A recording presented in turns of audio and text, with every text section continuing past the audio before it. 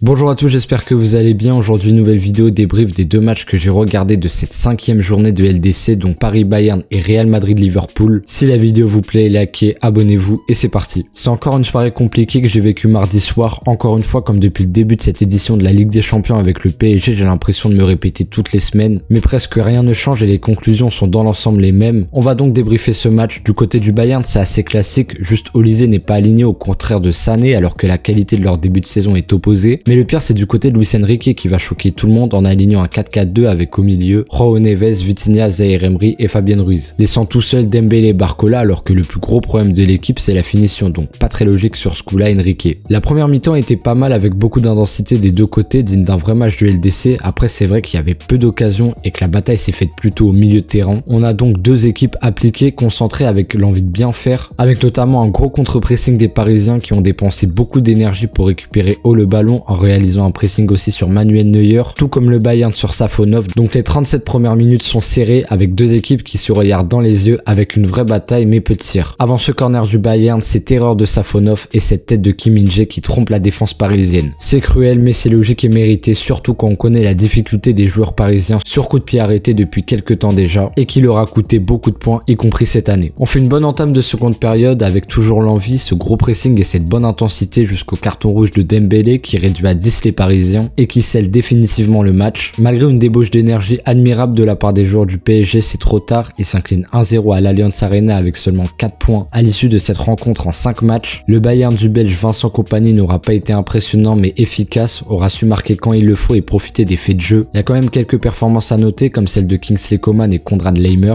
Ça va dans le bon sens au Bayern, faudra encore du temps pour progresser dans le jeu et acheter des recrues pour le système et les idées de Kompany. Beaucoup de choses en plus à dire du côté du PSG, étant en plus supporter, je l'ai dit, sans ballon ça a vraiment été bon, à l'image de leur excellent pressing comme ils avaient fait contre Dortmund en demi-finale retour la saison dernière. Leur jeu avec ballon a été bon sur quelques séquences mais trop d'erreurs techniques inhabituelles et pas assez de bonnes occasions créées. Ce match a confirmé deux pensées que j'avais et que je gardais un peu en moi. La première c'est que Luis Enrique fait de son mieux. Certes il brille Nuno Mendes mais c'est le seul vrai bémol qu'on peut lui trouver, sinon les ambitions dans le jeu sont là et on voit que ça avance bien et que Luis Enrique en est pour beaucoup. Cependant Luis Enrique ne peut pas faire de la magie en LDC quand t'as pas un effectif à la hauteur des ambitions qu'on te donne. C'est pas lui qui a fait le travail cata de Luis Campos et qui a recruté tous ces joueurs poubelles qu'il est obligé de garder et de vanter alors qu'ils sont nuls et qui gâchent tout son système. Je pense évidemment en premier à Fabien Ruiz. Depuis ces dernières années, j'ai peu vu autant un mec aussi nul, aucune qualité, aucune personnalité, des passes souvent ratées et un niveau dans l'ensemble calamiteux. Je reviens à présent sur le cas Luis Campos qui fait un recrutement quasi catastrophique. C'est une bonne partie à cause de lui si on en est là aujourd'hui. Neymar avait totalement raison quand il disait mercato des deux portugaises parce que c'est à peu près le cas. Je pense qu'il y a 10% de réussite dans toutes ces recrues qu'il a fait depuis 2 ans, qui n'ont pas le niveau pour être joueurs du PSG et qui ne l'auront jamais, qui ont le niveau pour dominer la Ligue 1, oui largement, mais en LDC c'est pas du tout suffisant pour un club qui vise les étoiles comme c'est le cas de Paris. C'est bien de plus voir là de stars, mais c'est parce que tu sais pas les gérer que t'en veux plus, et si c'est pour acheter des joueurs sans ego mais nuls, c'est pas la peine, car dans l'ensemble c'est ce qu'a fait Luis Campos. Parlons même pas de la profondeur de banc par rapport au Bayern, on l'a vu, c'est encore très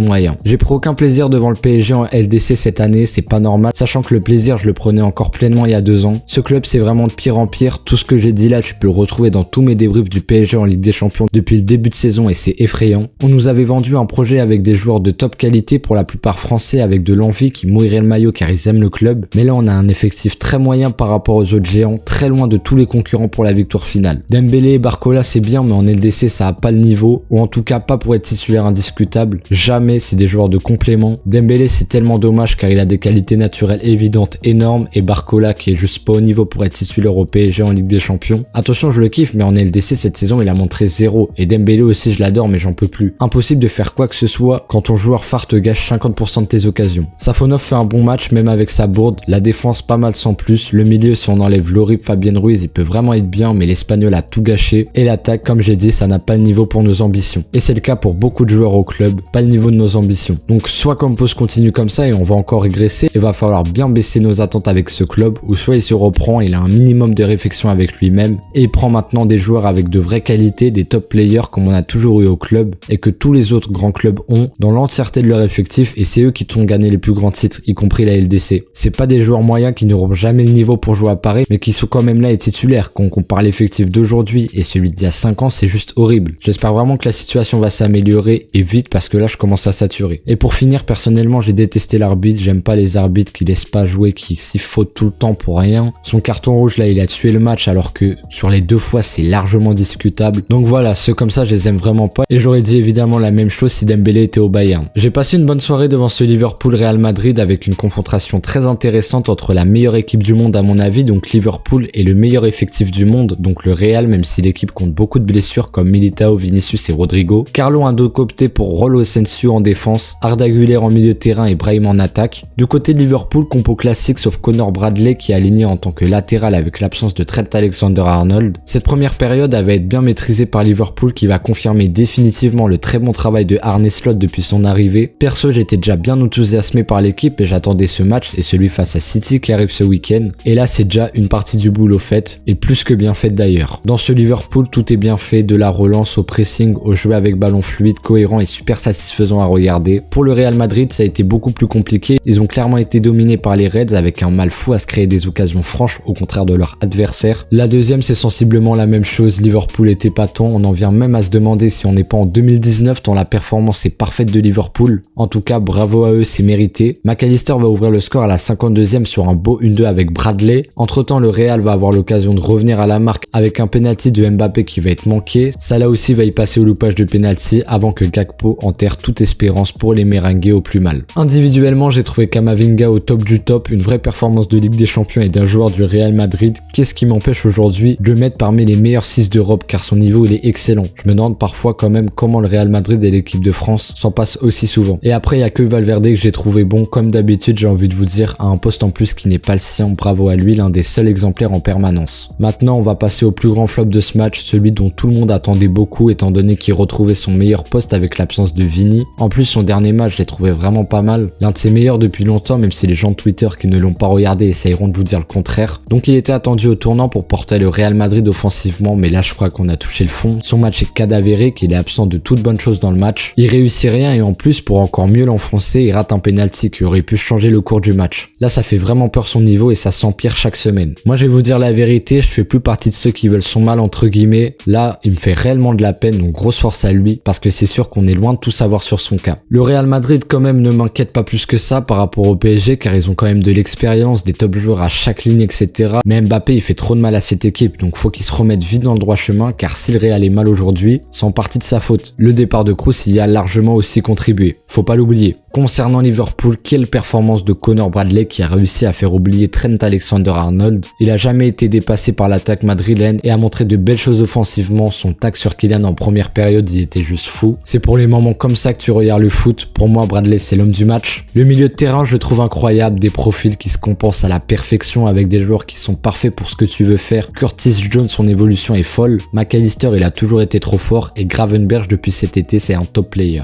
D'ailleurs, quand je dis que le milieu est parfait pour la tactique de Slot, c'est comme toute l'équipe en vérité. L'attaque, sans être mauvaise évidemment, m'a moins impressionné, mais à noter Gakpo qui revient vraiment bien depuis cette saison. Ça fait super plaisir car il peut être super intéressant comme joueur lui. À noter encore la top performance de la défense Van Dijk, Ibrahima Konaté. Voilà pour ce match, force au Real, toutes mes félicitations à Liverpool et tous ceux qui travaillent au club et qui contribuent à cette grande réussite en ce début de saison. On va voir à présent l'évolution de ces deux équipes qui vont être toutes deux intéressantes, la situation étant un peu opposée. Merci à tous de m'avoir suivi, si la vidéo vous a plu, n'hésitez pas à liker, à vous abonner et moi je vous dis à la prochaine.